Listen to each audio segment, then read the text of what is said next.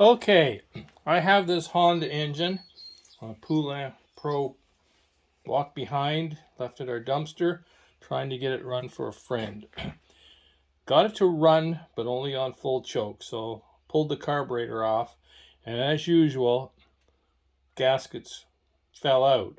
But I also concluded very quickly that gaskets weren't in there correctly. There was a missing air dam, so I got to start from scratch. So I did a video, and it's posted here, about doing this a while back. So I go to consult my own video and realize my video was really just a bunch of crap. And someone actually pointed out about my finger being in the way. Heck, there's sections where all you see is my blinking hand. Lousy video. I'm going to remake the video now and try to do it properly. So as you can see, we're starting here. First thing that goes on there, oh, sorry. I'm going to pause a second because I'm going to do something the same as I did last time. I used the studs. Buck used the studs. Other people, the Motormatic one, and Limiter Performance, they loaded everything on to the bolts, starting putting stuff on the air cleaner and everything. And then I worked the other way. I put studs in. I put everything on the block, slide it on, hold it tight while I take one stud out, put the bolt in, and hopefully I don't let the gaskets fall. But if there's one stud in, of course, then gasket can only slide down. It can't slide in, go backwards and whatever, figuring out how to take it. So anyway, I'm going to put the studs in now. You don't need to see that. And something I wanted to point out about these engines, if you watch some, there's a steel air dam that requires a gasket on either side of it. There's some that, this one particular uses a fiber air dam. And what I found out is, you look, the engine has in the 160s here, GJARA serial number and then 3 digits after that. To look it up, I needed those 3 digits. Mine's an S3A. So you go into IPL somewhere, you'll find the S3A. It will show you a blow up of the air cleaner stuff. It'll show you the multiple options. It'll show the metal one. It'll show the fiber one. But when you look down into the item list, it'll only show the part number for the one you have. So there'll be a number 3 for fiber, a number 4 for steel. You go down, you only find 3. Maybe for another engine, you only find the 4. So that's how I found out that mine has the fiber one, which was totally missing anyway. So anyway, the first gasket that goes on is this one, that gasket there. This was on upside down or backwards. This piece here with the wide part goes down to the right. So that goes on down to the right. And that gasket number is, because I've got one here, 16212-Z. I'm in Canada. I say Z. L8-000. So that's for that gasket, and that's the way it goes down, and I know that because Eliminator Performance told me that. Okay? So the next thing that goes on, which I don't have a part number for, is the spacer. Buck put the spacer on this face out. It doesn't go that way. It goes the groove side out, and this groove at the bottom. So that goes on next. Okay. Now, there would be a gasket go over that with the metal air dam. And unfortunately, I don't seem to have that gasket. If you Google air dam, it's my supplier has it, Banisoft 486-421. But it's sort of, it looks like this sort of, but not this hole. There'll be here, and there'll be the bolt holes plus another hole which has to line up with something, and it lines up with the actual hole in the air dam. Okay, so in my case, I've got the fiber air dam, which is 16212 ZL8-0000. So let me just look. What's the yeah. Okay, I've got the unopened package and the. Hang on a sec. What have I got in here? My mistake. I'm sorry. That's the one I just showed you. I gotta put this to the other side. There's the air dam for me, and the hole goes to the right and lines up with that indent there. So that's the fiber air dam right there. Okay. So it goes on like this.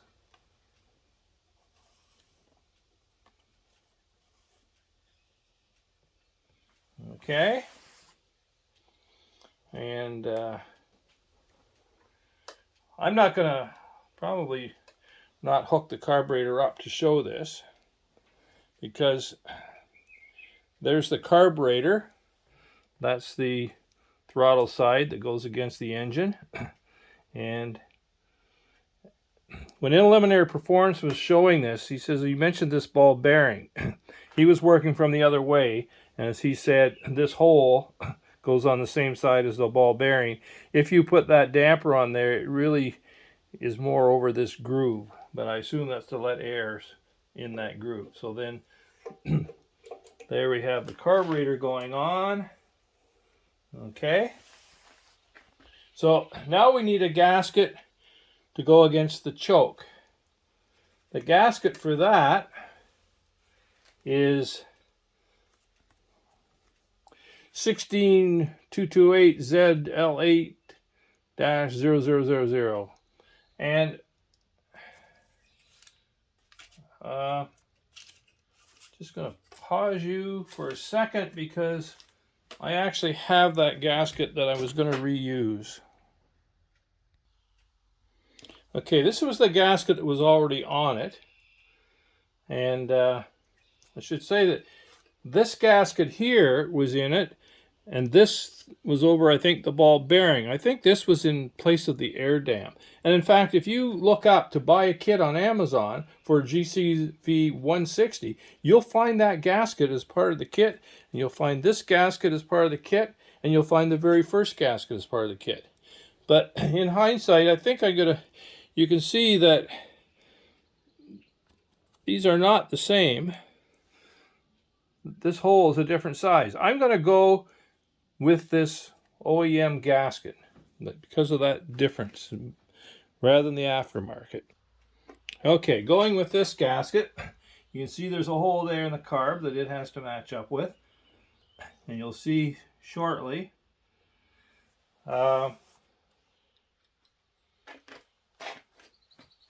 Shortly, as soon as I go get the cover. Okay, for the next step, some of these Hondas had a bracket that held the shutoff or whatever, and maybe a choke, a manual choke. This has got the manual pull the choke on, but it automatically comes off. So there was a metal bracket might go here. When it didn't have the metal bracket, it has this metal piece, what do you want to call it, a spacer, I guess. So it goes on, and of course it has to go on again to match that hole. And then there's another gasket, because it's metal gasket. This gasket is the one that actually goes against the intake, the cover, okay? Goes in here, okay?